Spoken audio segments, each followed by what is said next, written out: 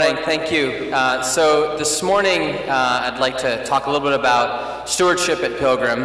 And when I was talking about it this morning, my daughter's going to kill me now because she just asked me not to say this, but when I was talking about it this morning with my kids and what I was going to be doing, she said, well, is this kind of like on PBS where every few months they interrupt the programming and ask for funds?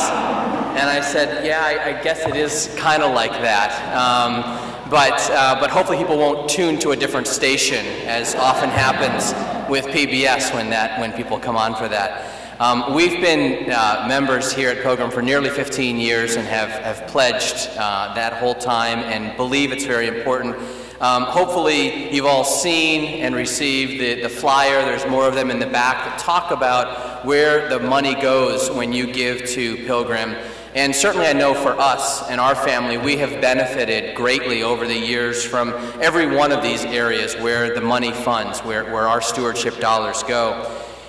This summer, as many of you know, my daughter and I, along with several other members of the congregation, benefited and saw in a very direct way how those funds get implemented, and that was through mission in Zambia during our trip there.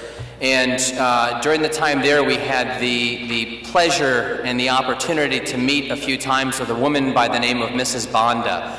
And Ruth can attest later about our many meetings with Mrs. Banda. Mrs. Banda is a wonderful woman. She is the leading lady in Mandevu, which is the community that Pilgrim partially supports through education funding. Like most of the people, like everybody living in Mandevu, Mrs. Banda is financially very impoverished, but she is incredibly rich in her spirit and in her generosity. And she does everything she can to make the lives better for the people in that community. And while we were there, she, again, especially with Ruth, took us aside, and especially Ruth, her friend, as she several times said, took us aside and asked for additional ways that we could support the Mandevu community. And one of those ways was to purchase a peanut butter machine. And the reason is that they have a small plot in Mandevu where they actually grow peanuts. And then they bring the peanuts in, and actually while the children are in school, the mothers or the ladies of the community prepare the peanuts and send them off to a company that turns them into peanut butter, that then they're able to both deliver food to the people in their community as well as funding to people in this impoverished community. And a great way for these women to support their own community. And by procuring a peanut butter machine for them, which we were able to do this summer, they were able to reap more of the profits and more of the benefit for themselves.